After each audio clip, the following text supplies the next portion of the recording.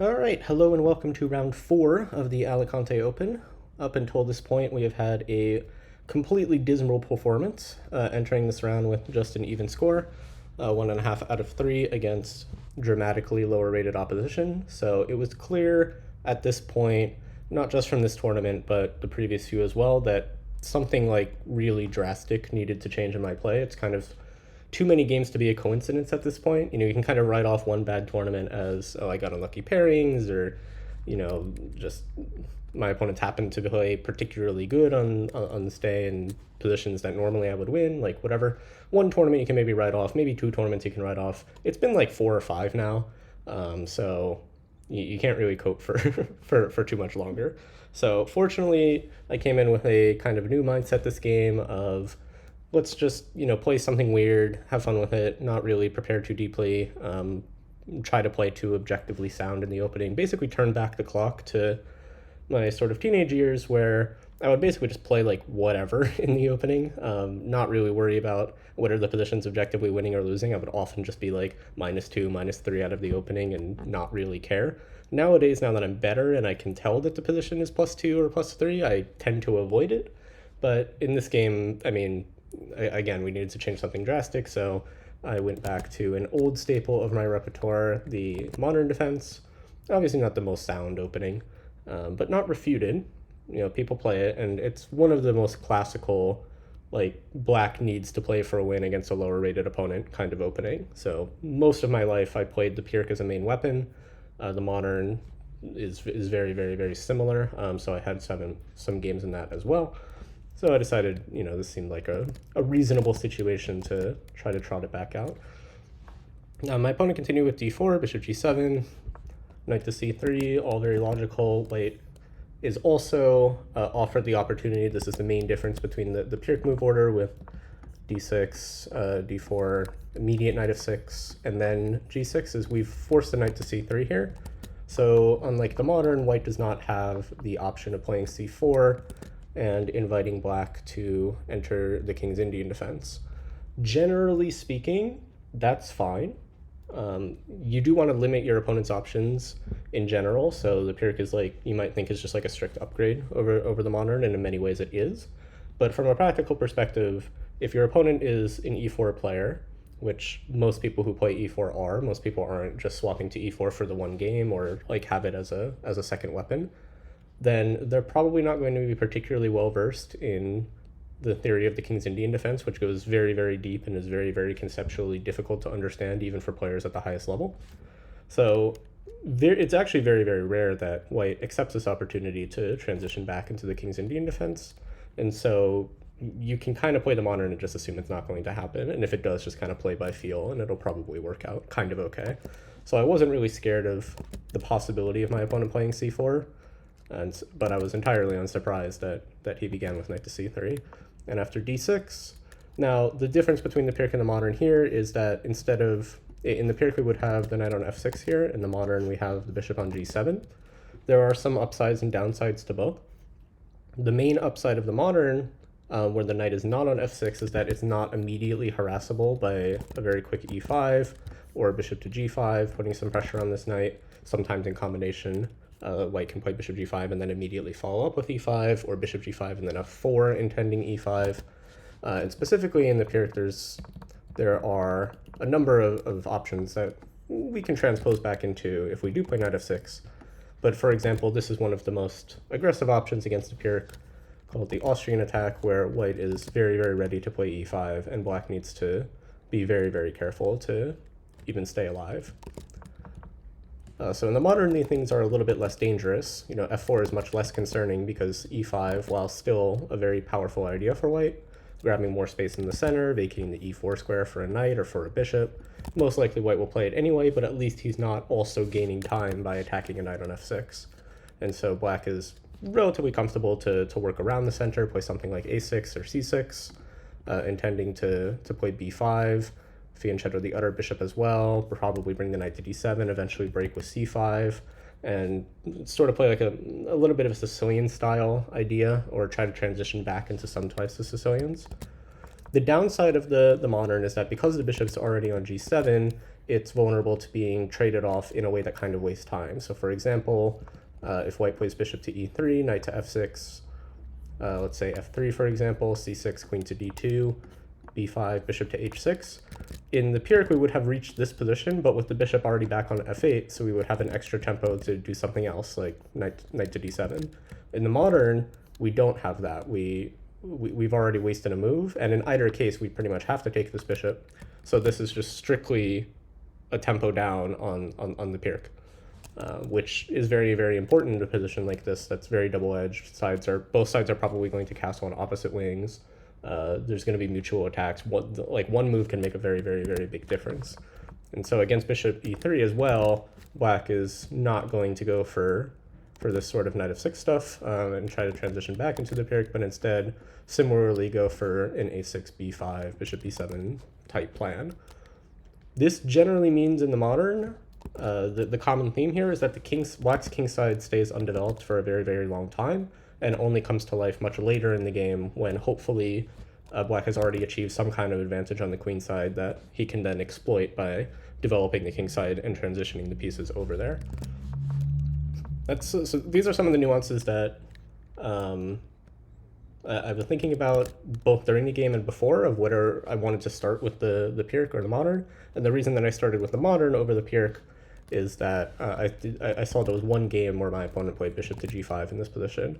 I wasn't sure whether to expect him to repeat it, but it doesn't take a whole, like, the differences between the Pyrrhic and the modern are so minute that it doesn't take a big reason to swap between the two. If I have like any evidence to support one over the other, I'll just take it. And so that's why we started with g6 in this game, and in some sense that was rewarded because our opponent did in fact play the move bishop to g5, which is not the most challenging.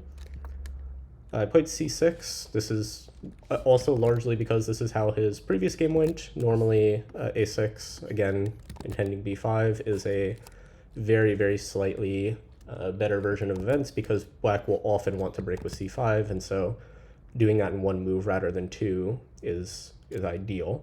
Often we do have to start with c6 anyway because there are other problems with a6. For example, after a6, white will probably play a4 to prevent b5 immediately, and black is eventually going to have to play c6, b5 anyway, so it might not make much of a difference, whereas c6 also protects d5 a little bit. There are some positions, not many, but some where we want to play d5 ourselves, so c6 does support that as well. And c6 also allows us to play, much more importantly, ideas with e5. And then after, for example, takes, this pawn does a really good job of restricting white's knight from coming to either of these critical squares, whereas a6 would allow a hole on d5. It's not that relevant with the bishop on g5 because obviously e5 is going to be less of an idea, but it's sort of enough to make c6 and a6 a little bit interchangeable. And so I decided to just stick to what I had prepared and go for c6. Opponent played queen to d2. The main alternative, of course, is again a4, but at that point, white has compromised his queenside a little bit, which means he's unlikely to castle queenside. This means that the position slows down a little after a4. We're not really so worried about, big opposite side castling, like crazy mutual attacks going on, and so we can actually just go ahead and develop our kingside now relatively comfortably. Also a very, very good option, but just a different style of game. My opponent in this game decided to go for the much more aggressive approach with queen to d2, allowing b5, which seems a bit odd in principle. If black's play is based around b5, why are we allowing it? Well, white is arguing that it's just too slow. Like, fine, you have your idea, like, congratulations, go make something of it. And so typically that's done by white playing f4 and trying to strike in the center while black is distracted on the queen side. In this game, my opponent chose castle's queen side, and this is where my preparation ended because I had mostly looked at the move f4. Now, castle's queenside is obviously very double-edged. Black is never going to castle queenside himself. Black is always going to castle kingside. So this is committing to a mutual opposite wing attack kind of game where black has not actually performed the kingside castle yet.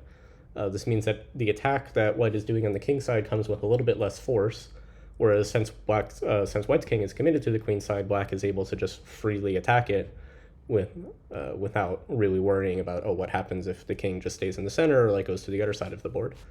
In principle, this should favor black. Objectively speaking, generally the attack that black can mount on the queen side is not very serious without the pieces on the king side participating.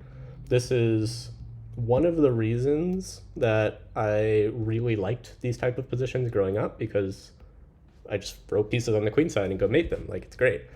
But as you get better and your opponents become better and better at defending, it becomes clearer and clearer that these attacks are not really something that you have to, not something that you have to respect that much on the white side. You can kind of assume you're going to be able to defend, and also not something that you can center your entire strategy around with the black pieces. And this is why I say that I was kind of turning back the clock in this game, because most of this game I had to like convince myself to play moves that I don't think were the best, maybe even objectively very, very bad, because they are really like all in on a queenside attack that I'm pretty sure is not going to work, but is not so easy to deal with practically on the white side. And that's what I was hoping to accomplish, just make the game more complicated for my opponent.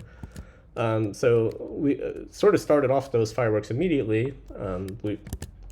White has committed to castle and queenside. He hasn't stopped the queenside advance, so b4 makes a lot of sense. Just try to grab some space, start trying to break down the pawn shelter in front of the king. We might follow up with like a5, a4, b3, really try to break stuff open. We also kick the knight away from the defensive e4. It also just has to go to a passive square in general.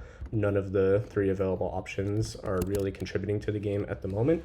My opponent chose to go to e2, which I think is probably the most sensible. I played, and this is the first moment where I played something probably dubious but interesting with this move knight to d7. This is sacrificing the b4 pawn. Is it sound? I'm going to guess no. I think there's a pretty decent chance that white can very comfortably grab this pawn, but it looks very scary to open the b file when white's king is situated over on the queen side. Black has two options of how to continue, either rook to b8 or c5, or even knight f6. I mean, there are other options as well. We don't have to be super hasty. But I was intending to simply play c5 after the queen retreats, probably back to d2, maybe a4 or a3 are possible as well, but most likely queen to d2. My plan was just to follow up with queen to b6, not really making any immediate threats. This pawn is sufficiently defended by white right now, but just taking advantage of the fact that the b file is open, starting to slide pieces over there. We're going to follow up by simply developing our king side, knight f6, castles, probably slide this bishop out of the way, maybe to a6, bring the other rook into the game. And the position takes on the character of like, kind of like a Benko almost, if white plays for d5 eventually, or some kind of Sicilian, some kind of dragon Sicilian where black has sacrificed a b5 pawn, which is very common and topical nowadays. So the idea, I think, is reasonable. I don't know in this position if it's objectively sound or not. Probably not, but I also was playing this partially as a psychological ploy because I thought it was very unlikely that my opponent would actually go ahead and grab this pawn. It really looks poisoned.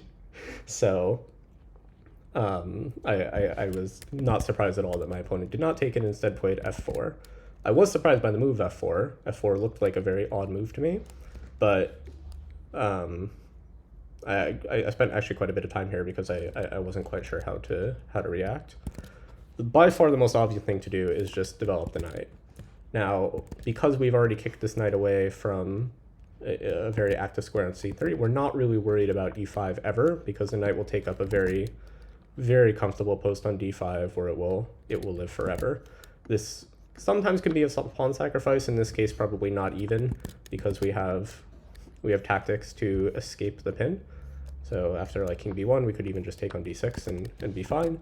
But typically, black is not even that worried about sacrificing this pawn. Like if we castled here, it would probably also be very, very comfortable for the black pieces, because every piece is starting to come alive. We have ideas of sacrificing a piece with knight to c3. We can bring this knight around to c4, maybe to a4, and then also sacrificing it on c3. This bishop is going to eventually come to either f5 or e6, where it will contribute to the attack on one of these diagonals, either the f5 to b1 diagonal or this diagonal. It's a very harmonious position for black, and practically speaking, I think it's much, much easier to attack in this position than it is to defend. So we're not really worried about that. White will probably defend the pawn with knight to g3, and after castles knight to f3, we reach just a position. I wasn't really sure how to evaluate this. It seemed very comfortable for me. In hindsight, I think I probably should have just gone for this, but I felt that there was maybe an opportunity to try to punish this very, very aggressive f4 stuff a little bit more concretely. It didn't really work out, but I'm not sure if it's like things got really bad or if things just got, not quite as good as they could have been. So I started with the move c5, just trying to blow open this diagonal immediately. In principle, this makes a lot of sense. This is what black's plan is going to be in almost every modern position, and especially this one, is to play for c5, open the diagonal, activate some of the pieces. But it's very risky here because, again, in typical modern fashion, our kingside is completely undeveloped. We have no pieces participating in the game. And so blowing open the position at a moment where white is very developed and black is not, even if it's structurally a good transition for me, which it probably will be, it's very easy to just kind of get blown off the board. And this is the line that you often straddle when you play these Pirc/modern type positions. You're really trying to strategically aim for like a very specific type of position while also not getting like destroyed in 15 moves along the way. And you're often very much teetering on the edge of where you're almost mated, but not quite. And that not quite is very important. So here my opponent's basically forced to play e5. If he were to take on c5, this would sort of reveal the idea. This is the structure that we are aiming for. We're able to follow up with like a swift queen to a5, bishop to e6. Everything is pointing towards the queen side. The rook can come in and join as well. The knight is headed to a4 again, maybe to c3, putting pressure on b2. Many, many options. Black is doing fantastically. But e5 shuts down the diagonal, as well as starts to blow open the center, where again black is very unprepared to challenge. And at this point, I realized I very much underestimated this idea because of what we'll see in a moment. It would be much better if the knight were on f6 already and could join the game for like d5 or something in a way that makes e5 much more unappealing. But in any case, we reach this position. And the reason that I went for c5 was based on this idea with knight to b6, where I figured that the knight is coming to c4, and after b3, for example, either c4, c4 already looks very good for black, or even something like knight to d5, starting to aim for c3, started to seem like it should be pretty appealing. But my opponent in this position took on c5, which I wasn't expecting.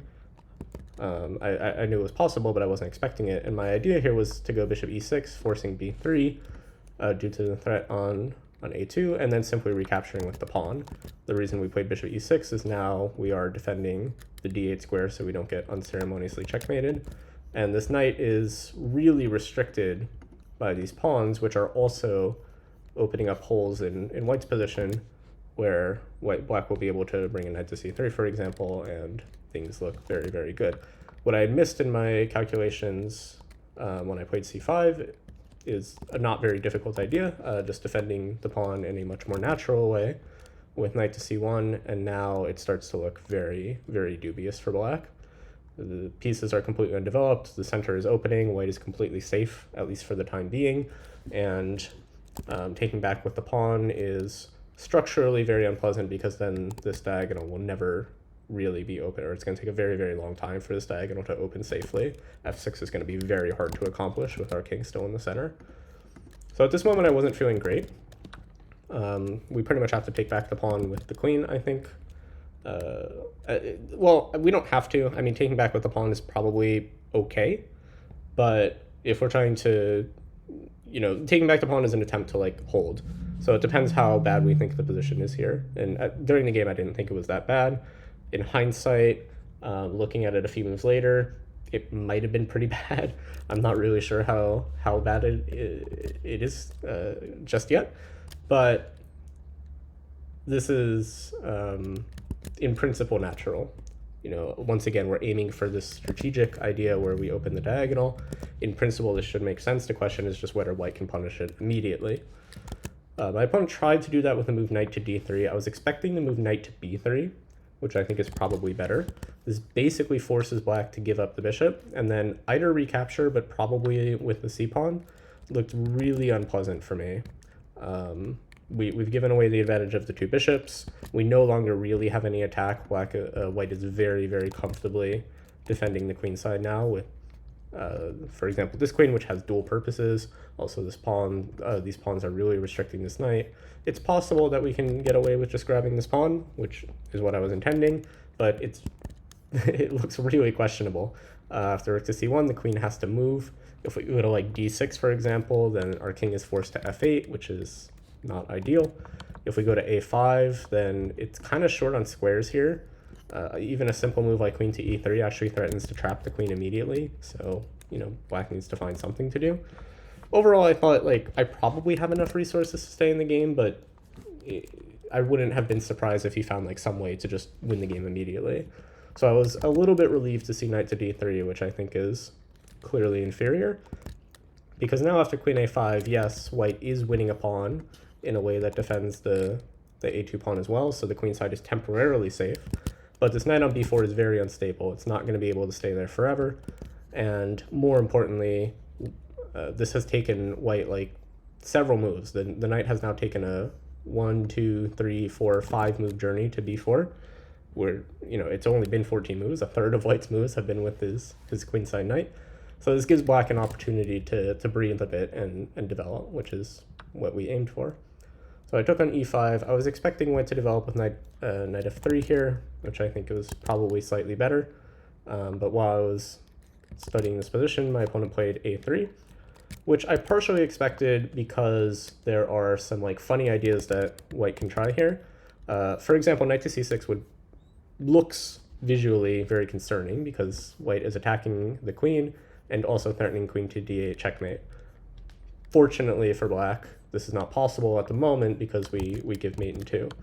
So a3 partially is an attempt to free up this knight so that I can move, probably to c6. The other way that white can do this is to not try to win the game with knight to c6, but use the same idea with the immediate queen to d8, a temporary queen sacrifice, and then regain it using this fork. But this endgame is currently also very, very pleasant for black. Black is probably going to win the f4 pawn as well. And so in addition to all of the pieces being a little bit better placed than its counterparts right now, black is actually going to enter the endgame up a pawn. So this is not immediately possible. So a3 is the start of an attempt to revive these ideas. For example, if white can follow up with c3 next, then knight to c6 becomes a very, very real threat. It doesn't necessarily mean c3 is a good move, but that's probably part of his idea. But I followed up with this very, very simple move, knight to f6, just trying to develop. I was very scared here that I was blundering something related to knight c6 or allowing queen d8 or something of this sort. But fortunately, I'm pretty sure I was correct in my calculation that knight f6 is fine. There's nothing immediate for white. And if there's nothing immediate for white, black is intending to just castle when the position has kind of stabilized, and black is almost certainly going to have a very, very sizable advantage with, again, a very, very ready-made attack against this fairly weak king. So after knight f6, we are threatening the move knight to e4. This is a very, very serious threat, not just because it harasses the queen and most likely will remove the dark square bishop, but also because it sort of eliminates any problems along the d-file forever. If we first of all force the queen off it, but we also start to control some of the key squares around it. So my opponent, understandably but probably incorrectly, decided that allowing knight e4 was impossible or just simply too much, and instead went ahead and took this knight. I wasn't shocked to see this, but I was very, very happy. It's very, very pleasant generally when your opponent gives you the two bishops in an open position like this. And also this sort of removes all doubt that my king is going to be in danger. At this point, it's clear that my king is going to be safe. I'm going to be attacking pretty much for free with the two bishops, very, very likely going to find a way to crash through. I don't know if objectively this is winning, but practically speaking, at this point, I felt very, very confident that I was going to not only win the game, but win it very easily, because the attack just kind of plays itself once I manage to get castled, bring the rooks into the game. Like, my moves are very easy. I'm just piling pieces over to the queen side, and white needs to find, like, some kind of crazy defense. But my opponent did have an idea in mind with this. He played knight to f3. Again, the move, I think he probably should have just played a move earlier, but he presumably had this idea in mind. Black is pretty much forced to take on f4. I could play e4 instead, but I think it's just strictly worse. And here my opponent played knight d4, which is kind of the last opportunity for white to try to interfere with black's setup. If I manage to be castled here, then I would be able to respond to this with just like rook d8 or something, putting my pieces in the center and winning very, very swiftly. So understandably, my opponent takes his sort of final opportunity to throw some kind of spanner into the works before the game just gets completely out of hand. Now, there are some funny lines here, like rook to d8 would be a natural candidate move, trying to put a pin on the d file. But white has a couple ways to try to continue. The simplest, which is why I ended up rejecting this, is just bishop to b5 when white is very, very clearly winning, so there's not really any reason to have looked at anything else. But there's also this funny looking move, knight d to c6, attacking the queen and the rook. And now after rook takes d2, we don't take the queen, which would allow taking the rook with check and actually just mate, but simply recapture the rook when now rook to d8 and the queen are both threatened. So the only way to deal with this is to play the move knight to c4,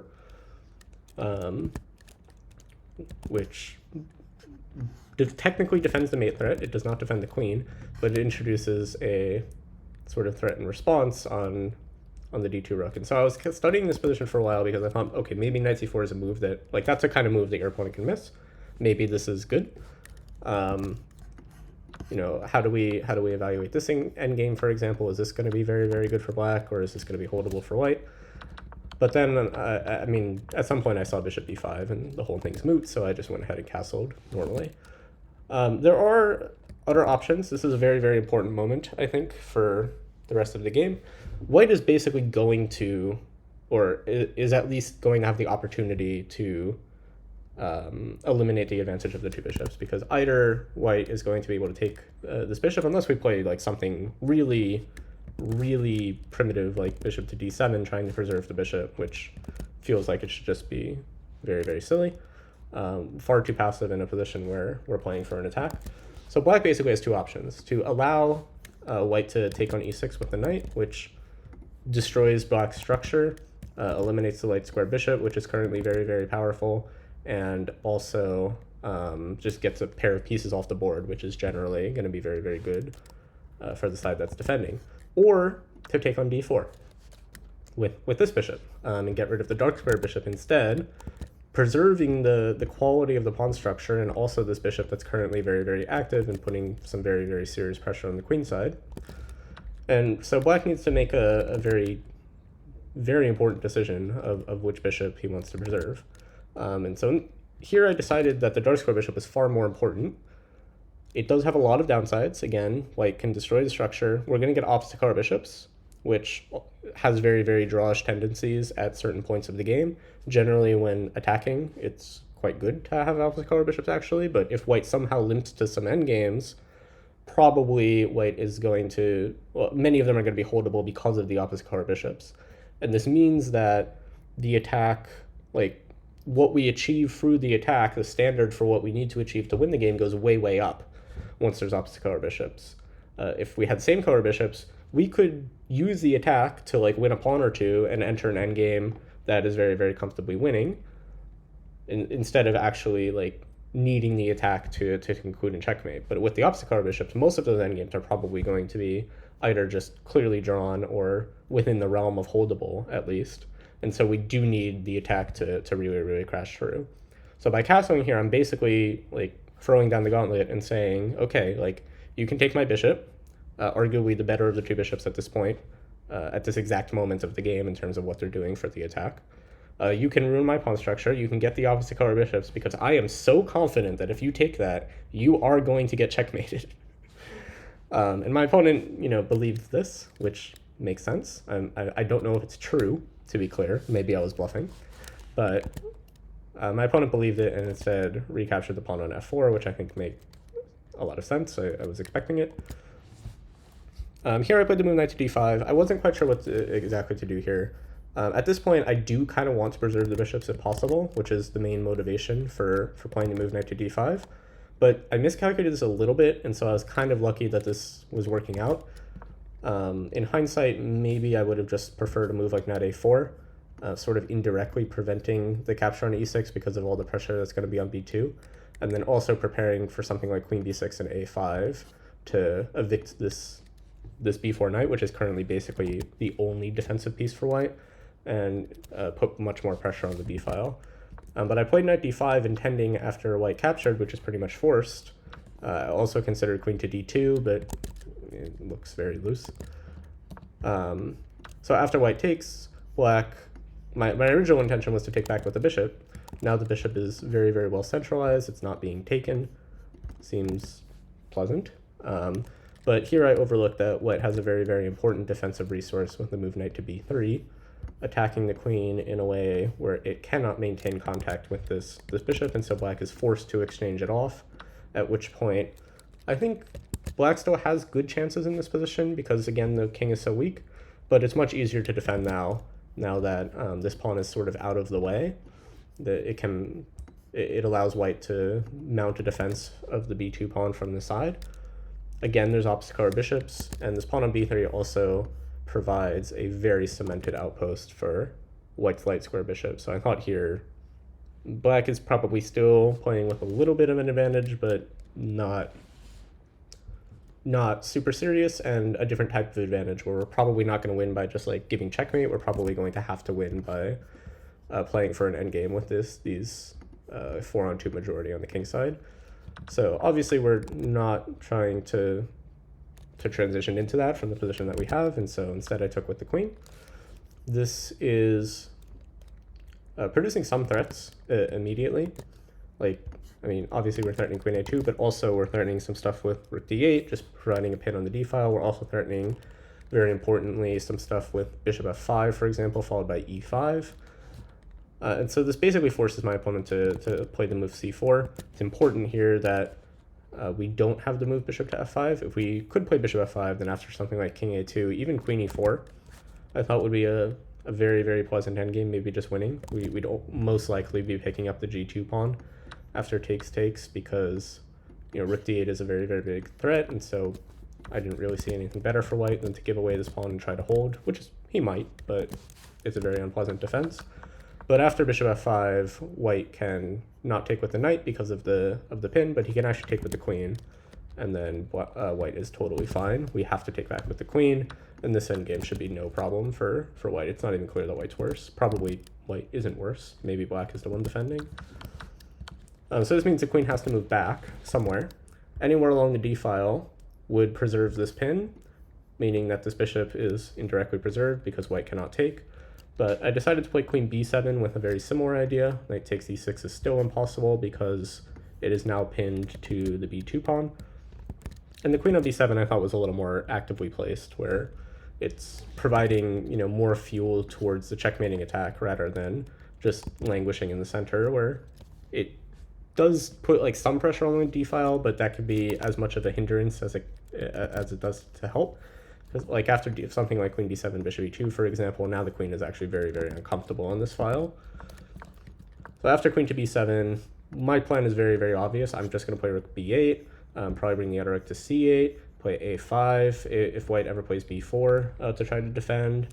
Eventually, we're going to just try to crash, like we're probably going to end up sacrificing material on the queen side, either a rook or a piece. And importantly, we actually do have an immediate threat here with queen to b7, which is this idea we talked about with bishop f5 and e5. So for example, if white defends against, or it starts to try to defend against the queen side with king to a2, which would otherwise be kind of sensible, or maybe a better illustration is like bishop to e2, for example, just trying to develop a piece and play bishop f3, which would be very sensible. we have bishop f5, forcing the king to move, and then e5 forks the queen and the knight. Story doesn't end there because after queen f3 the line continues, but this is something that white needs to keep in mind when he's choosing his immediate defense here. So my opponent played what was probably a good move with rook to d2. Now bishop to f5 is not possible because white can simply take. The b2 pawn is defended. So I instead played rook to b8 without thinking too much. This doesn't introduce any immediate threat per se, but we're just putting stuff on the b file and starting to get the ball rolling on the attack as a whole. So here my opponent played b4, which probably technically is a mistake. It's a very understandable one. White does not want to be stuck defending this pawn on b2 forever, so he tries to put on b4 where at least it's defended by a pawn. And it's really not that easy for black to break through here. a5 would be a very obvious way to try to destroy this pawn structure, but after b5, suddenly this construction is actually kind of stable, surprisingly. White is doing a very reasonable job of restricting the heavy pieces. None of these pieces are really entering the game just yet.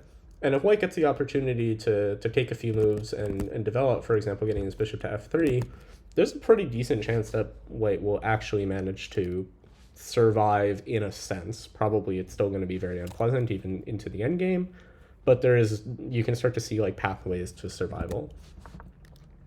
But fortunately, and this is partially why I put queen to b7 rather than something else, we have other ways to sort of worm our way into white's queen side, most notably this move that I played queen to a6, which is immediately a fork. We're attacking both the c4 and a3 pawns, both of which are very important to white's defense.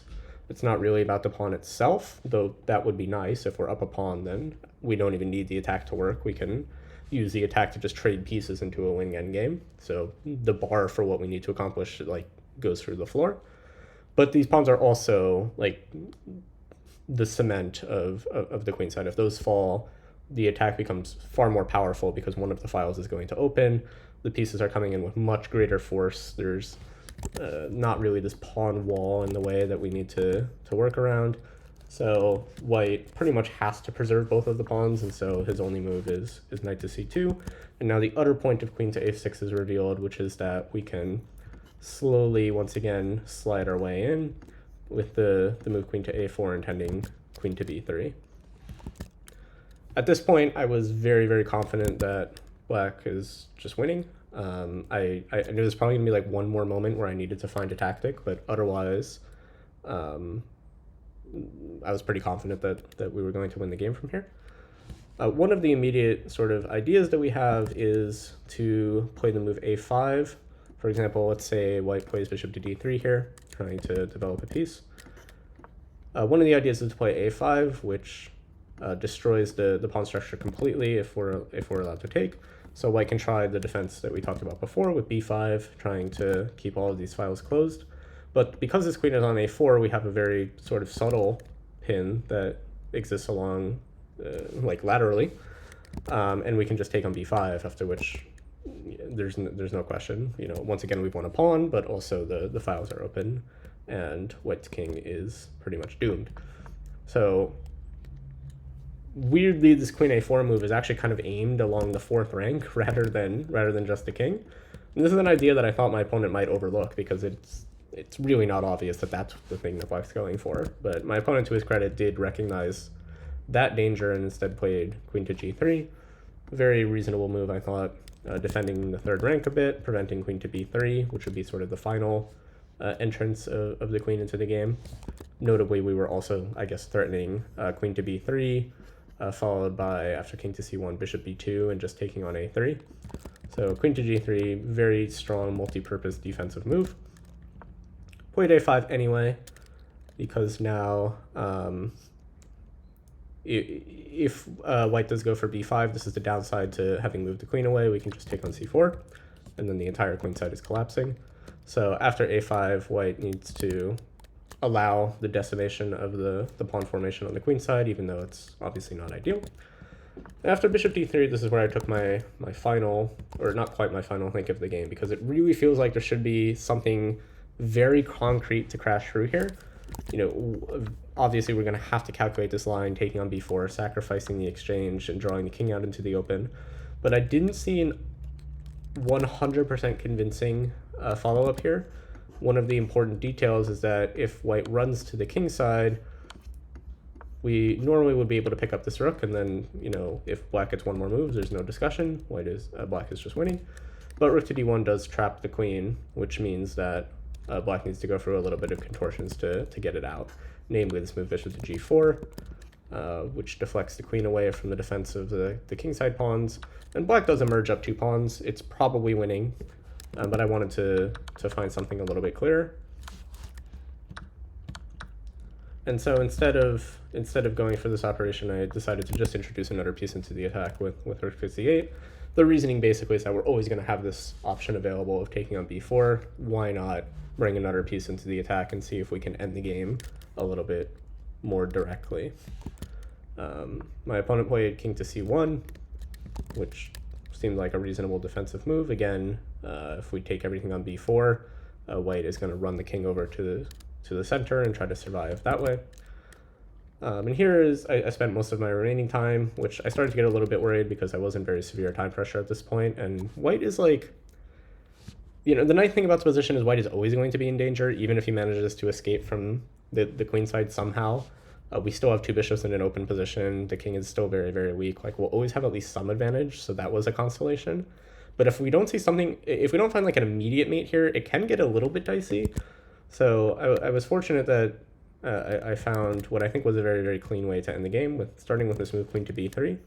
There are many threats that this introduces. One of the simplest ones is just to go bishop b2, take on a3, completely decimate the queen side, and just end the game that way. We're also just very directly attacking this c4 pawn, which we can't take right now because the b8 rook is under attack, so introducing another attacker is helpful. My opponent played c5, probably aimed at that particular threat of just taking on c4 and destroying the last shelter of the king. But this allows the final idea of queen to b3, which is to basically do this whole operation of grabbing the rook on h1, but without sacrificing an exchange first to do it. After queen b2, king d1, queen b1, king e2, queen h1, rook d1. Once again, we have this very nice intermediate move, bishop to g4, which draws the queen away. And now, in the previous position, we would have been up 2 pawns in an opposite card bishop endgame with still queens and rooks. I mean, probably completely winning as well. Now we're up an exchange and a pawn, so even more clearly winning. And besides that, white's king is still very, very weak. We're probably going to pick up another pawn just with the activity of the pieces, which is pretty much what ended up happening. White played knight e3, one of probably white's only reasonable moves. We played queen a5. Now we're threatening queen to b2 and picking up the pawn on a3, after which the game is over. This is, by the way, an important reason. I don't know if it's really that important, but it is our reason to have not taken on b4 just yet. You might have been wondering why we didn't do that like at any point. The reason is just that we don't have to. I mean, it's not like white is ever going to take on a5 or play b5 himself, because maintaining the integrity of this a3 to c5 pawn chain is very important for any hope of a defense. So we don't need to take on b4 immediately. We can do that whenever we want. And by not taking on b4, we introduce this additional weakness in white's position of this pawn on a3.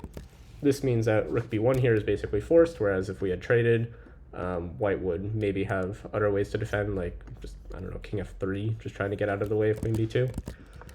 But after rook b1, queen to c3, we're attacking this pawn. Again, this wouldn't be the case if we had traded. Queen to c3 would have no purpose. But white needs to defend this pawn now, otherwise the pawn chain collapses, and my opponent sort of blundered, minor mistake, by doing it with knight to c2, although the game is sort of out of hand already. This, unfortunately for him, interferes with the bishop's defense of the rook, exposing this pin on the b file, and after rook takes c5, we pick up a second pawn along with the exchange, and the rest of this is a pretty clean mop-up. So overall, pretty happy with the game, I think. The opening was definitely a little bit sketchy, but that's fine. You know, that was a little bit by design, honestly. I wasn't hoping to have a bad opening, but I was hoping to be okay with a bad opening. if that makes sense. This is maybe like a really cope way to put it, but one of the reasons that I think I've had such poor results against lower rated players specifically in recent years, like this is something I realized when I was looking back over the last like year or so. I've dropped a lot of rating, like objectively. I'm playing way worse from like every objective metric. You can look at accuracy, you can look at rating, you can look at points in tournament, like whatever. It's been like a complete free fall from like a year and a half ago, let's say, to now. Every just disaster after disaster after disaster. Everything's going very poorly. But in that time period, I've actually had very reasonable results against players that are at or above my level. Like I'm basically even score with GMs, maybe like -1 or something, but over like a dozen games or something. But very very close to even with GMs. Very very close to even with like utter 2450 type norm seekers around my sort of on the same journey to Grandmaster. All of the rating that I'm losing is coming from terrible results against much lower rated opposition. I've had a lot of difficulties playing against like 2000, 2100 especially level players. And I think part of the reason for that, again, kind of a cope way to put it, but I think part of the reason for that legitimately is that I've gotten better at the game. And because I've gotten better at the game, I sort of graduated past playing these tricky moves or openings, like just a style of play overall that's very, very tricky for weaker players to defend against at like the 2000, 2100 level, but is objectively unsound. Back when I myself was like, having good results around, when my rating was like 2450 or something, like several years ago, maybe like 6-7 years ago, I was much worse at the game. And so I would play this like very, very tricky style, like these really, really bad openings because I thought they were good. Like I was just a little bit stupid.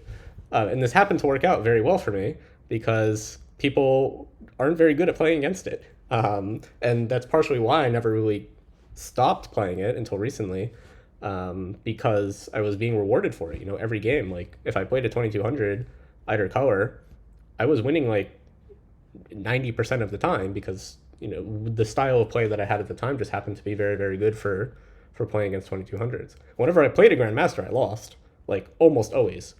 Even when I was like 2450 FIDE, my score against GMs was like 20%. It was really, really egregious. But my score against like 2300s was like 80%. Nowadays it's kind of the opposite. My score against GMs is like almost 50%, but my score against 2100s is like also like 50%. So I'm trying to do like maybe like another like a second evolution, I guess, like yet another graduation of sorts, where I used to have this very, very aggressive, ambitious, uncompromising, tricky style when I was growing up. That served me very, very well, especially in the US, because you almost entirely play lower rated players in the US. There's very, very few opportunities to play strong players. So I had that style and it served me very, very well. Now I've graduated to this utter, like, much more stable, solid, sound openings sort of stuff style that has served me quite well against title players, but very, very poorly against lower rateds. And so what I'm trying to do now is sort of take elements of both styles, which is very difficult because it's very hard to psychologically convince yourself to play moves you are bad. It's easy to do. It's easy to play bad moves if you don't know they're bad, but if you do know they're bad, it's very hard to convince yourself to do it. But I'm trying to do that, and I think this game is a very, very good example of that, where I definitely had to force myself, especially in the opening, to make moves that I couldn't 100% refute myself, but I could sense were wrong. And the computer does agree with that assessment for most of these moves. I mean, I think, I haven't checked again in much detail, just did a quick cursory glance, but I think somewhere around, like C5 was not great. But yeah, somewhere around here, I think it's like almost +1.5, +2. Yeah, like somewhere here, it's like almost winning for white. I couldn't like fully refute it during the game, but I could sense that this position was probably very, very bad. Whereas previously, I think back in the day, I would just see this and be like, okay, it's a position, like I can play. So, but I did force myself to do it, and we got rewarded in this game very cleanly, actually. Like I think this is probably one of the cleanest wins I've had in a very, very long time against a player of any strength. So we'll see how that continues. I'm going to be trying to do that for sort of the rest of the tournament and probably the next couple, which is psychologically freeing in a way as well, because now that I know I'm going to be running some experiments, per se, I can detach myself from the results a little bit, and just try to play for fun. So I'm going to try to do that. Round 5, this is the second double round day in a row, so it's going to be a little bit of a slog. Round 5 is in just like an hour and a half from now. So I'm going to go try to get some food and prepare for that. Thank you for watching this kind of interesting game. Hopefully this was interesting. And I will see you all for round 5.